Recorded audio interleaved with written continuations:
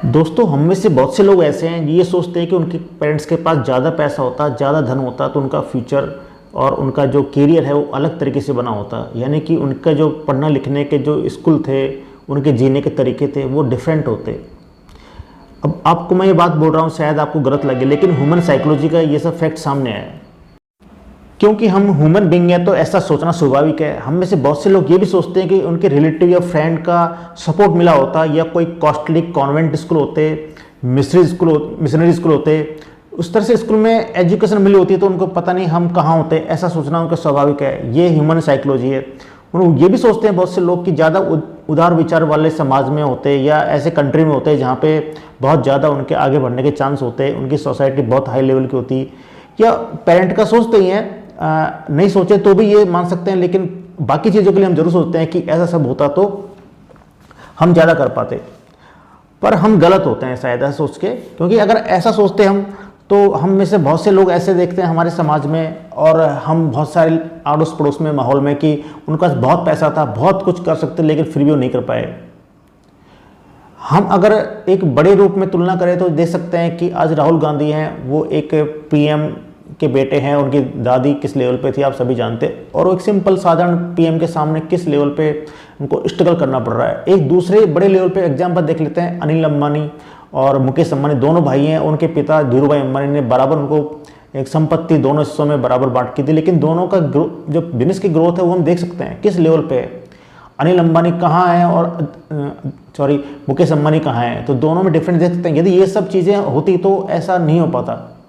अब इसको बहुत थोड़ा नीचे के लेवल पे सोचते तो हम देखते हैं हमारे आसपास बहुत से लोग डॉक्टर हैं या इंजीनियर हैं, उनके बच्चे आज डॉक्टर इंजीनियर होते हैं, या प्रिंसिपल का बेटा प्रिंसिपल होता है, टीचर का बेटा टीचर होता है। एक बीच के लेवल में जाते हैं तो कलेक्टर का बच्चा कलेक्टर होता, या आईएएस के अलावा जो दूसरी बड़ी पोस्टें होती हैं उनके बच्चे मतलब वहीं पे होते, वो लोग वही कर रहे होते, बड़े बड़े सुप्रीम कोर्ट में वकील वही होते, दूसरी जगह कोई हो ही नहीं पाता। लेकिन क्या चीज़ यहाँ पे वेरी करती है, क्या महत्व रखता है? दोस्तों, एक चीज़ तो हम जानते ही हैं कि शेर जो होता है वो जंगल का राजा होता है। हाथी बड़ा होके भी वो कभी राजा नहीं बन पाया, लेकिन हम शेर को जंगल राजा मानते हैं क्योंकि उसमें गट्स होते हैं। तो दोस्तों, अगर आपके पास गट्स हैं, आपके पास में क्वालिटी है, तो आप नहीं होते भी बहुत कुछ हासिल कर लेंगे ज़िंदगी में। और यदि आपके पास क्वालिटी नहीं है, गट्स नहीं है, तो आपके पास जो है उसको भी ये दुनिया छीन लेगी आपसे। किसके माध्यम से? कंपटीशन से, क्योंकि ज़माना है कंपटीशन का। दोस्तों, हम में से बहुत से लोग मूवी देखते हैं या कोई सीरियल देखते हैं, लेकिन वो पर्दे की कहानी और हमारी कहानी को बिल्कुल रिलेट करके दिखाया जाता है। इस तरह माना जाता है कि जैसे कि सिंपल रूप में वैसे हो रहा है जैसे कि आम आदमी के साथ में होता है, लेकिन हमारी जो वास्तविक जो ज़िंदगी होती है उसमें ऐसा नहीं होता है।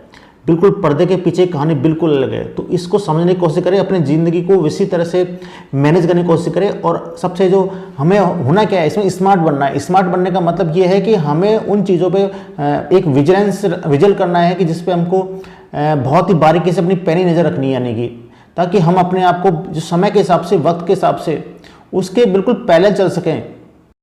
हमें अपने आप को रिलेवेंट रखना है, इस तरह का बना के रखना है कि हमारे जो आज के वक्त के अनुसार हमारी डिमांड रहे मार्केट में। जब हमारी मार्केट में डिमांड रहेगी तो हमें काम मिलेगा, और काम मिलेगा तो हमें उसके बदले में पैसा मिलेगा। यानी कि उसके आधार पे हम अपने आप के अपनी लाइफ को एक तरीके से एक पैरेलल करके समाज के साथ में चल सकते हैं, जोड़ सकते हैं, अपने आप को रेट कर सकते हैं। अब बात आती है सामने की, हम अपने आप को रिलेवेंट कैसे रख पाएँ, अपने आप को वक्त के हिसाब से और समाज के हिसाब से अपने आप को पैरेलल कैसे चला सकते हैं। उसके लिए आपको देखना है कि हमारे करियर का जो ऑप्शन है वो किस तरह के हैं, हमारे किस तरह की स्टडीज़ में हो रही है, किस तरह के हमारे जो किस पैटर्न के जॉब मिल रहे हैं, उसके लिए किस तरह से प्रिपेयर रहना है हमको, किस तरह की हमें एजुकेशन लेनी है, किस तरह से हमको डिप्लोमा पॉलिटिकल या इकोनॉमी क्या समझना है, किस तरह से हमें फोकस रहना है। ऑल चीज़ को ध्यान रखते अपने इंटरेस्ट पे जाना है अपन को।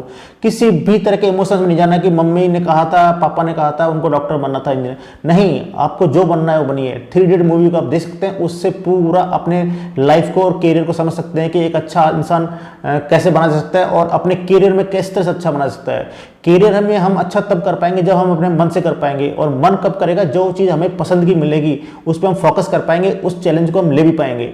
अदरवाइज जब चैलेंज आएगा तो हम उसको स्वीकार नहीं कर पाएंगे, क्योंकि हम इंटरनल और जो मेंटल और जो अंदर की जो ताकत है वो हमारा सपोर्ट नहीं कर रही है। इंटरनल पावर हमारा काम ही नहीं करे उसके लिए।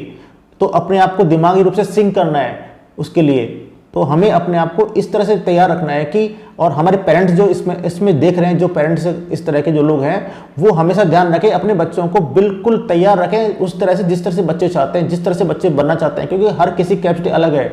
सबको कैपेसिटी को एक साथ ना देखें, हर बच्चे की अपनी कैपेसिटी हिसाब से उनको कैरियर का चुनाव करने दें और अपने जो सपने हैं उनको पूरा करने दें। दोस्तों, जो दूसरा पॉइंट होता है ये इमोशंस।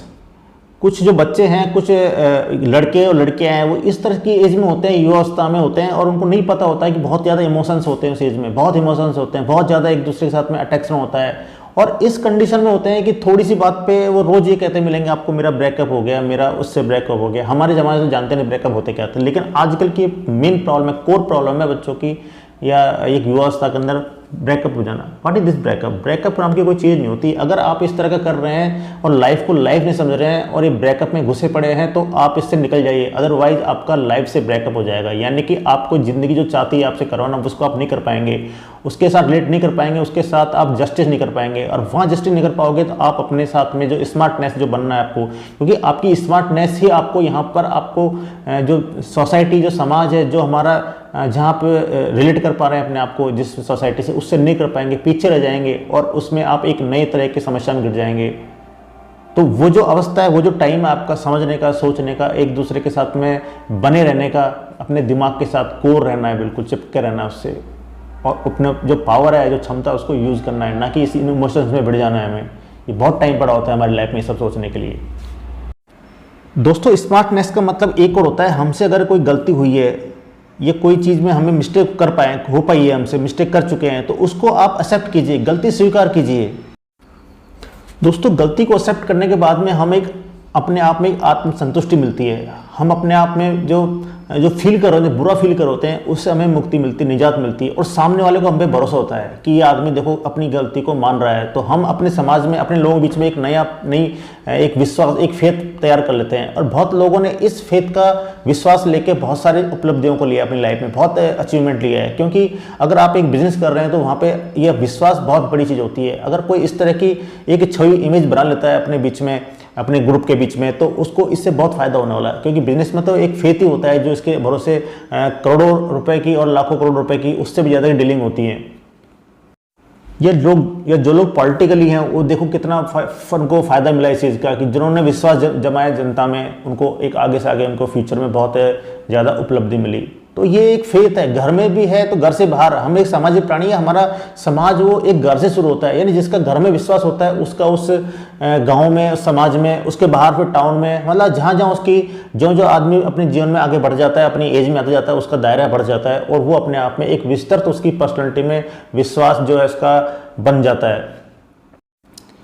एक और काम कर सकते हैं दोस्तों इस श्रेणी में, इसी सीरीज में जो अपने आप को हम स्मार्ट बनाने की कोशिश कर रहे हैं, तो उसमें एक है don't take yourself seriously. मतलब अपने आप को आप इतने सीरियस मत लो, इतने गंभीर मत हो जाए अपने लिए कि आप बहुत छोटी बातों पे सोच के बैठ गए और अपने आप में उसको एक बड़ा आकार दे, मतलब छोटी चीज़ को बहुत बड़ा आकार देते। कुछ लोग जैसे कि कहते हैं कि मुझसे उसने ऐसा कह दिया, उसने वैसा कह दिया। उस छोटी बात को आप पूरे दिन के लिए, पूरे समय के लिए उस पर उलझे मत रहिए। हर दिन हर चीज़ आपको चैलेंज दे रहा है, उस चैलेंज से बने रहना है, नहीं तो अदरवाइज वो छोटी चीज़ आपको लेके बैठ जाएंगे, तो आपके जो दूसरे काम कब हो पाएंगे। इससे पता चलता है कि हमारी जो प्रॉब्लम कितनी छोटी है। अगर हम छोटा ही सोच रहे हैं तो फिर आगे कैसे बढ़ पाएंगे, बहुत ज़्यादा नहीं कर पाएंगे, बहुत आगे नहीं हो पाएंगे, बहुत आगे नहीं जा पाएंगे। तो अपनी जो इस तरह की जो सोच है उसको बहुत ब्रॉड कीजिए, आप बहुत छोटी चीज़ों मत उलझिए। अपने जीवन में जो बड़े लक्ष्य उनके टारगेट पे उनमें उलझिए, उनमें लगिए आप। दोस्त, इसमें नेक्स्ट जो पॉइंट होता है कि हमको एक सही आदमी को, सही दोस्त को कैसे पहचाने। Learn to how spot right people. आपको अपने जीवन में बिजनेस करना है, पढ़ाई करनी है, नौकरी करनी पड़ सकती है, या कोई भी काम करना पड़े, वहाँ पे रिलेशन जो आपके हों बहुत सही और सटीक लोगों से हों, आलतू फालतू लोगों से बिल्कुल नहीं हो।